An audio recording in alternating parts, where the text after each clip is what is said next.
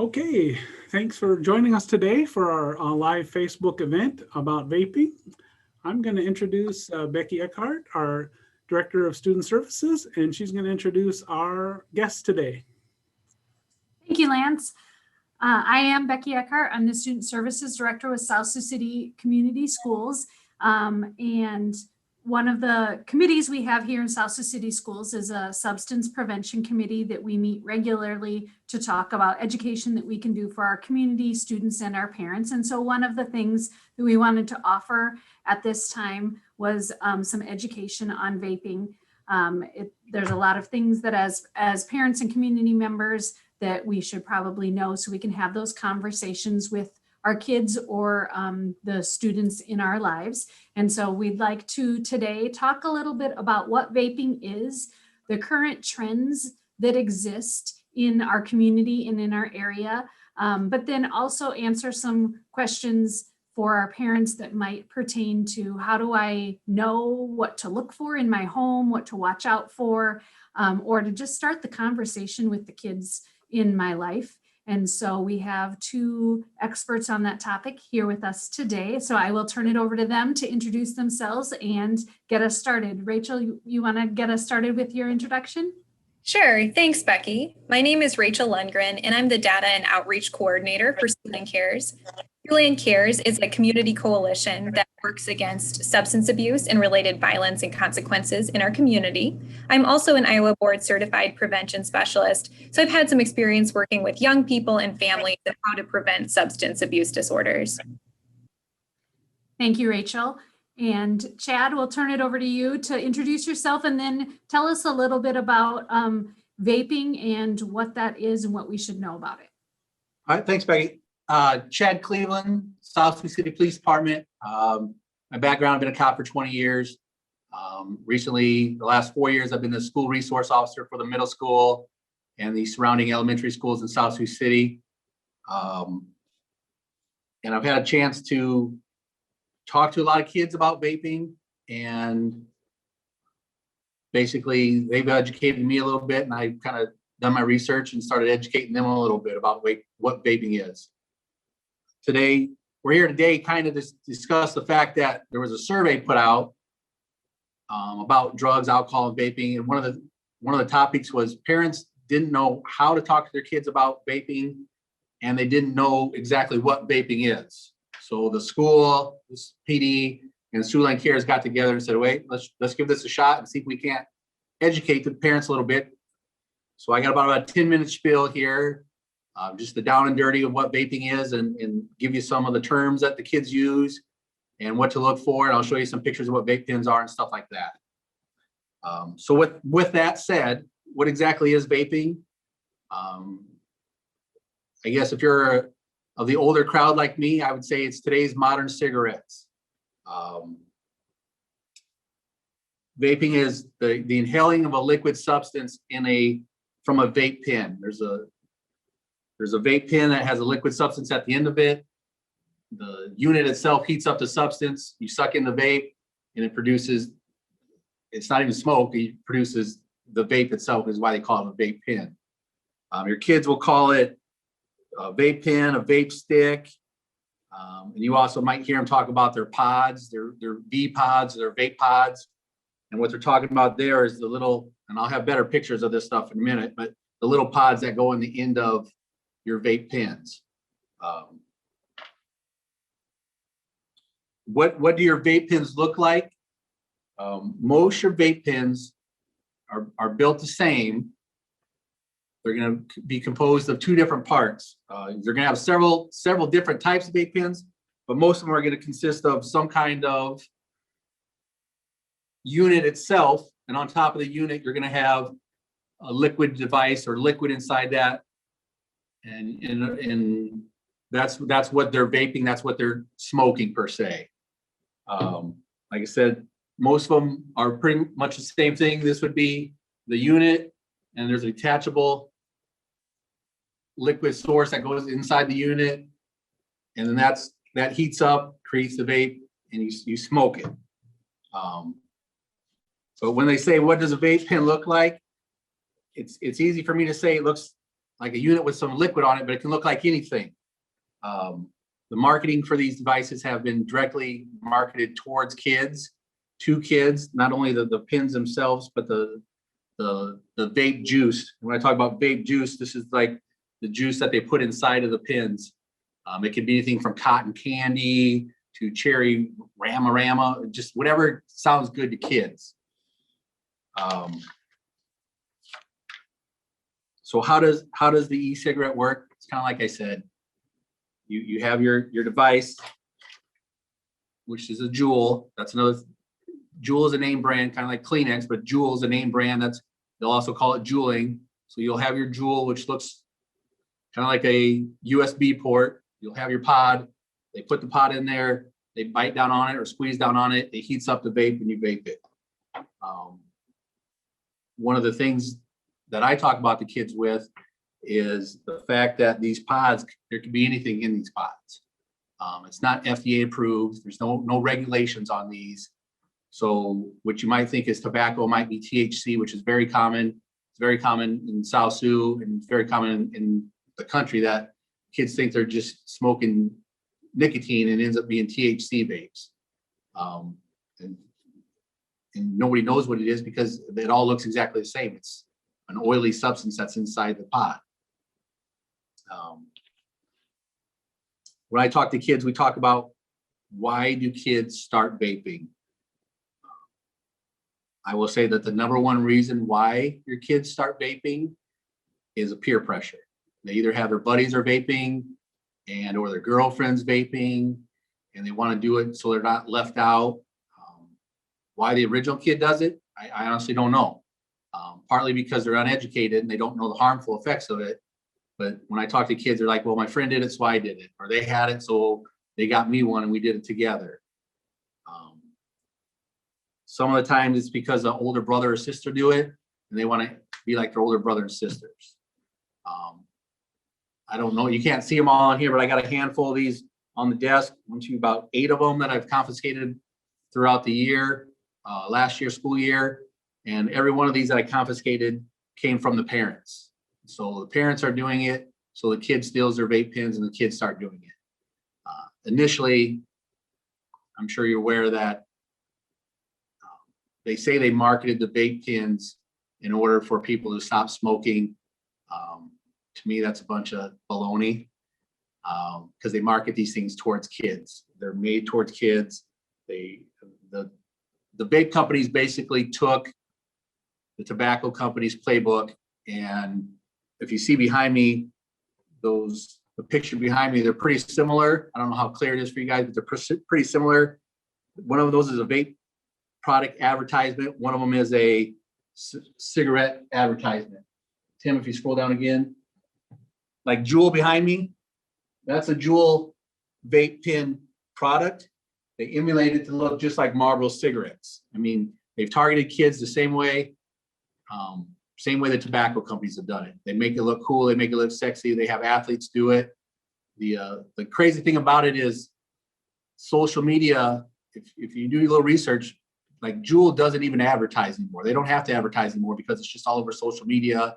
And you have athletes and you have movie stars. They're doing it, and kids look up to those guys and want to be like those guys, so they start doing it. One of the other reasons kids do it, like I said, is because they're just uneducated. They're uneducated to the health risk of vaping. They're uneducated to the cost of vaping. They're uneducated to what becoming addicted to vaping is. I speak about all that stuff when I talk to the kids. They don't understand that in one of these little pods here, which kids commonly smoke maybe once every 2 days. They go through one of these, maybe 2 days, 2.5 days. There's the same amount of nicotine in one of these little pods as there is in a pack of cigarettes. So they're getting the nicotine addiction a lot quicker than they would from your old school cigarettes. Some symptoms that your kid's vaping are pretty, especially when they first start vaping, there's some symptoms that you can look for. And it's kind of similar to tobacco. they start feeling queasy or throwing up. They got their stomach aches, watery mouth, quick breathing, trying to catch their breath. They'll have higher blood pressure, pale skin because it's the first time they're starting to do it the first few times. And a lot of those things kind of look like they're just sick. And it might be because they're getting nicotine poisoning because there's so much nicotine in that, and they start puffing, I guess I'll call it, puffing so much right away. And that can happen in the first 24 hours, and they can feel like that. Longer term effects, like the next day would be maybe diarrhea, slower heartbeat, lower blood pressure, lethargic, and that's because they're coming down from that nicotine high. I keep saying because I'm nervous here. In the state of Nebraska, tobacco and e-cigarettes or vaping are illegal for minors under the age of 21.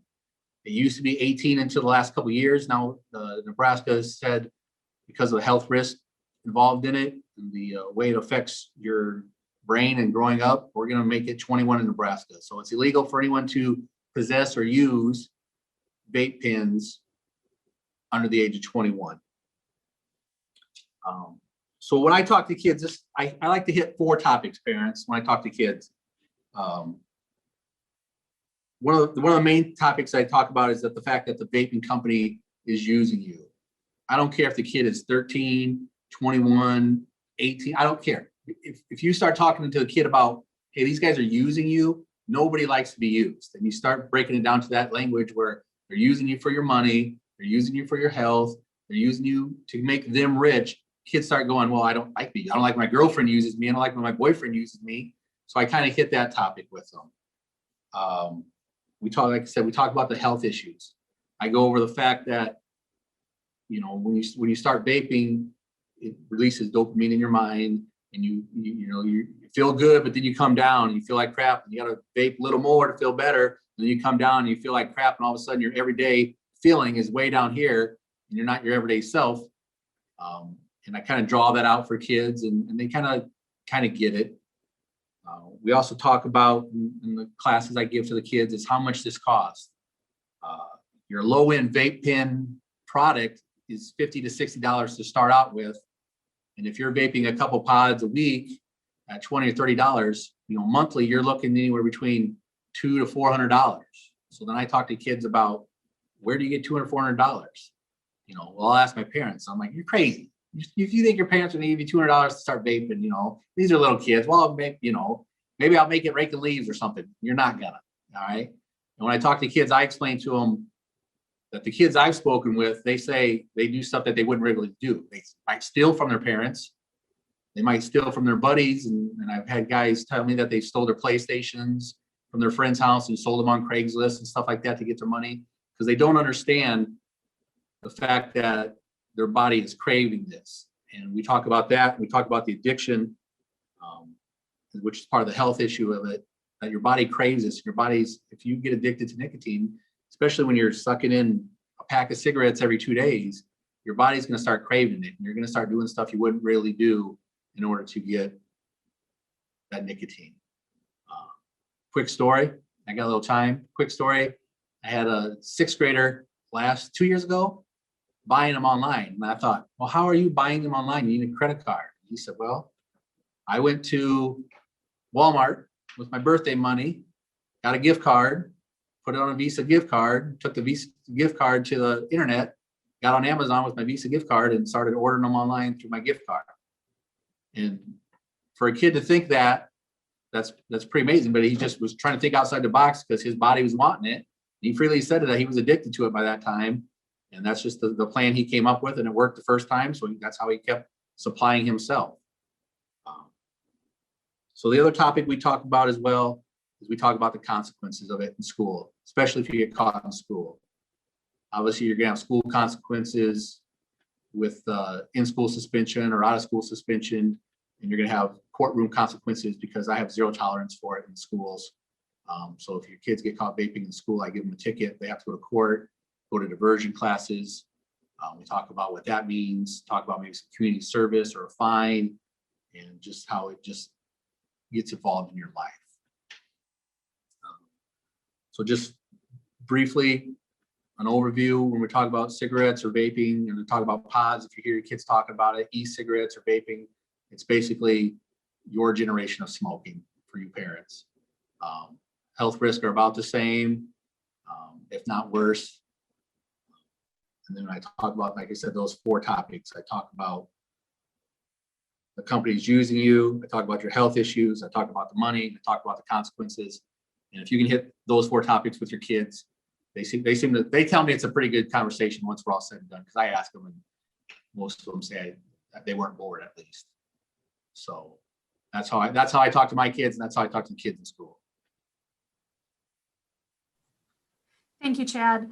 Great information and really an important topic for parents, grandparents, community members, anyone that has a student in their life. So while it's scary, I think it's an important topic that we need to continue having in our community and with our kids. And with that, I'm going to turn it over to Rachel, who has some additional information to help us as parents or grandparents and community members get that conversation started.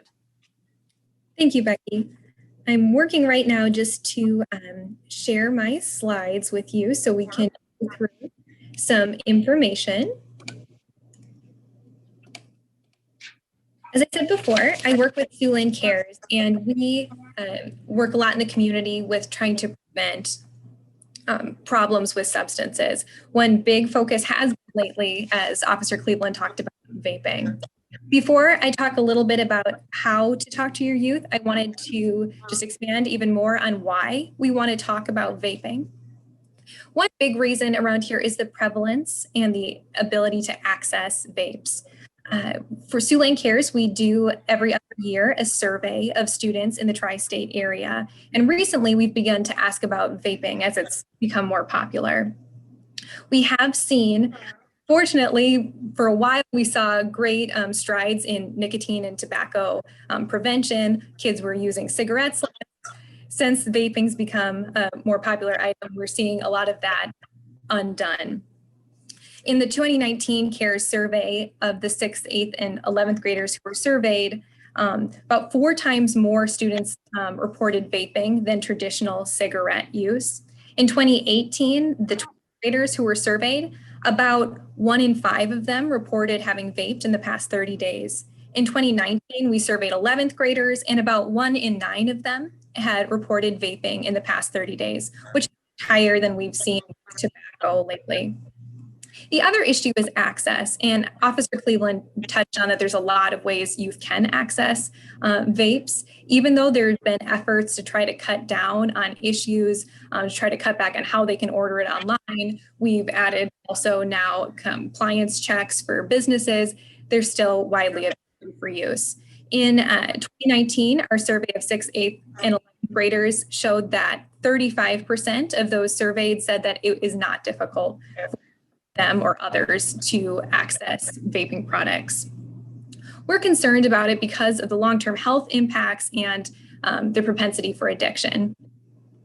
One thing that can be more difficult to talk with youth about is that we do not know the very long health impacts, the long-term health impacts, because unlike cigarettes, we haven't had so many decades to study what has happened. Sometimes youth can hear we don't know the impacts and here there are no impacts. So it's important to let them know that just because we don't know all of the impacts does not mean that there are not long-term health impacts. We do know a lot of short-term health impacts have been recorded, especially when young people are using illicit substances. It's not always just jewel pods that they're using. They might be using something kind of black market, either THC or other things in it.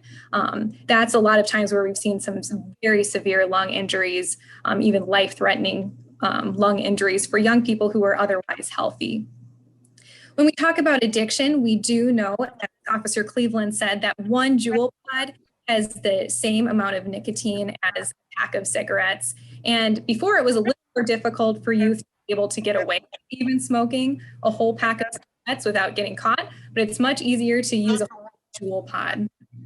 The reason we're concerned about nicotine is that a psychoactive substance that young people are using can impact how the brain forms. It makes them more likely to not only become addicted very quickly to nicotine, but to also become addicted to other substances in the future. We see problems with their brain development that can impact them emotionally and their mental health moving forward. We see issues with developing alcoholism or other substance abuse later in their life. And some parents have said, well, isn't it better that they use a Juul than they use traditional cigarettes? Because a lot of times we have heard about vaping in the context of adults who are using it for cessation. Unfortunately, that's not usually what we see with young people. A lot of times we see young people who've never smoked starting to use Juuls or other vaping devices. And then once they've started doing that, they're 4 times more likely to start using traditional cigarettes. So then they have the consequences for health from the Juul, and a lot of times they'll both Juul and use their traditional cigarettes. Another kind of timely thing to focus on is COVID-19 concerns. A recent study in 2020 from the Journal of Adolescent Health showed that over 4,000 young people who were surveyed, of them, those who'd ever reported vaping were 5 times more likely to develop COVID-19. And those who both vaped and smoked, much more likely to have symptoms and to have much more severe symptoms. So those are some reasons we really want to talk about vaping with young people. When we talk about tips for talking with young people, luckily, since this has become a problem that's more on center stage, a lot of places have come out with some really good information about how to talk to your kids. The American Lung Association has, the Surgeon General has. Here we have some of the key points that the American Lung Association has pointed out. They have said it's really important to choose the right time and place. And that might look different for anyone depending on their family, depending on your kid, when they like to talk, what they like to talk about. Some youth, it's much easier when it comes up organically. Maybe you guys are sitting at a stoplight and someone walks past and they're vaping. That might be a time to talk about it. Maybe you're watching a movie or something on YouTube and someone's vaping, and then you can talk about it. Other kids might feel safer if it's part of a larger conversation and it is held at home where they're comfortable. You just want to make sure that it's a time when you're not very distracted and you can focus on what they'd like to talk about. Another thing is appealing to their good judgment, to try to not come across like you're just giving them a lecture. You let them know that you know they do care about their health because you've seen them make good choices. You've seen them do athletics to take care of their body. You've seen them good mental health coping strategies. And so when you can complement those things and talk to them about the things you've seen them do well, that can encourage them to make good health choices in all areas and help it seem less like a lecture. Also, it's great to ask open-ended questions. A lot of young people can shut down pretty quickly if you allow them to answer yes or no to more difficult questions. So some example of open could be, what do you think about vaping? What do kids at school say about vaping? What are some things you've heard about how vaping can affect you? And then move forward in that way. The Surgeon General also came out with some important things for parents to know. They did say to make sure you get credible information about vaping before starting, which I think is great. It's great that everyone who's attending today is getting information, and there's lots of great places to get information, but I wouldn't let yourself feel like if you're not the absolute expert, you can't start a conversation. You can definitely start a conversation, and it can even be a great learning experience if your child asks you a question and you don't know the answer. Then you can look it up together. You can both show your child how to find reliable information and also educate yourself and them at the same time. So it's good to have good information, but it's also okay if you don't know everything. It's really important to be patient and ready to listen. One difficult thing as a parent is to be able to set boundaries so you can let them know what you expect, but at the same time, let them know that they're not a perfect person or a robot and they might make mistakes, they might have questions, and that you're there mostly to be able to help them and to come for them to come to you if they have questions or concerns. The Surgeon General said it's okay for the conversation to take place in small amounts over time.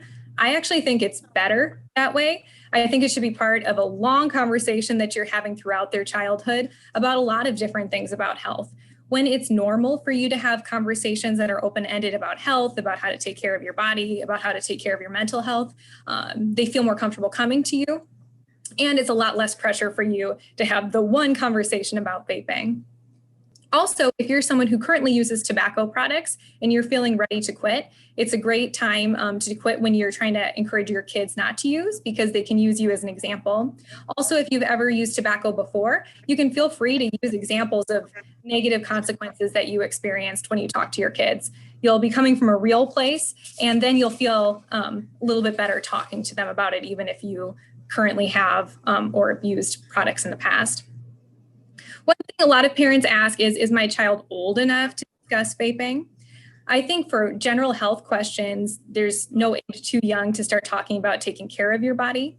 There are evidence-based prevention programs that are all the way for pre-K students that are more focused on what's medicine, how do you take care of your body. Having those conversations young makes it really a lot easier when they get a little older.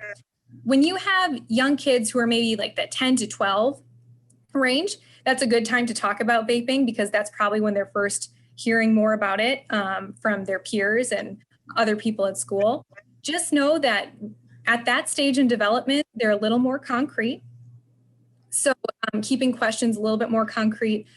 Sometimes with value questions, it might be a little harder for them. So it could be questions more about what a vaping device is, if they've heard about it, what are some things that are not good for their health, what are some consequences, just very concrete, less focused on any moral type of issues with it.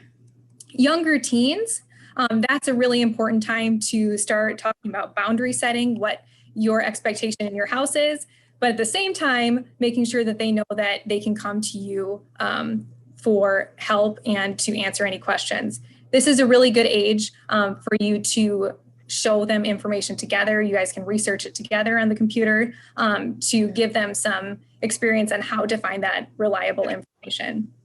The other thing that some parents are concerned with older teens is, are they even listening to me? Is it worth talking to them? And I will say yes. Studies have shown, and just my experience working with parents and youth, older teens still are listening to their parents, even if it doesn't seem like they are. Teens overwhelmingly report parents as one of their biggest influences. So even when it feels like they're not listening to you, they are, and you're such an important person to them, parents, grandparents, any person in that kind of mentor role for a young person. If you do have a young person in your life, your child, your grandchild, someone you love who is currently using a vaping device, studies in the past year have shown, especially since COVID started, that lots of youth want to quit. If they are using, they may not be able to quit, or they might not feel ready to. So there are some ways that you can assist them with this. One cessation resource from the Truth Initiative is called This Is Quitting.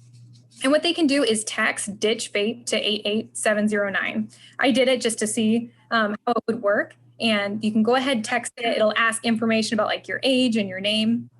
Then it'll ask questions about when you want to quit.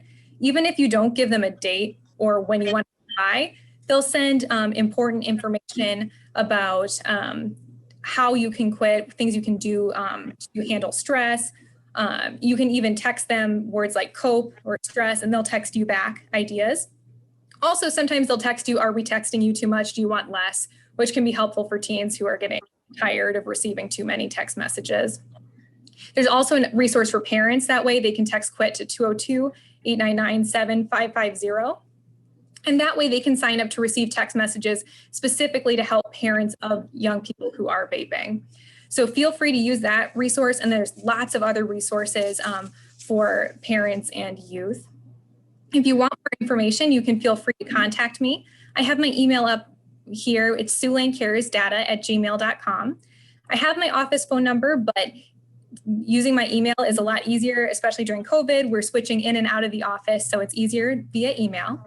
The other thing I just wanted to make a quick shout out for is on April 19th from 6:30 to 8 p.m., Siouxland Cares and Growing Community Connections are having a town hall on underage drinking and mental health. We're having some great guests. We're having a speaker from Poison Control, a speaker from Heartland Counseling, and then we're also having a panel with local law enforcement. So there'll be more information on that, but please save the date if you're interested in attending from 6:30 to 8 on April 19th. And thank you so much for the opportunity to come share with you today. Thank you, Rachel.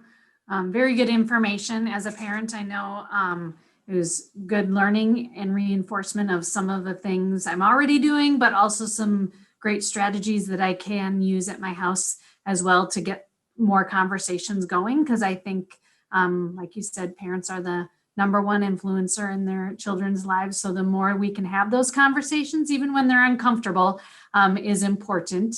Lance, do you have any people that mentioned questions or anything we need to address before we close today? Not that I seen pop up, but of course I'm not watching every different spot. And we are recording this as well. I'll post a link on our website, and I'll actually upload it to YouTube and then have it on our website too, because not everybody has access to Facebook. And maybe people were still driving home or getting dinner ready or whatever, and they're in and out. So I know a lot more people will find this information valuable, and will watch it. And we'll share it out, and we'll have it available, like I said, on our website and our normal resources there. I appreciate everybody's help today in making this work. I think it went really well. And once again, we're just kind of trying new avenues, and I think it might be something that we even are able to do some of this stuff and reach more people after COVID. Absolutely. Yes. Thank you, Chad. Thank you, Rachel, for being with us today and sharing your information on this important topic. And hopefully people will be continuing to watch this in the near future. Thank you so much. So our contact information is on the website, or you can post a question on one of our social medias or get a hold of us. Any of us will get the question to the right person to get the best answer, and we'll get back to you. So Perfect. thank you, everybody. Thanks.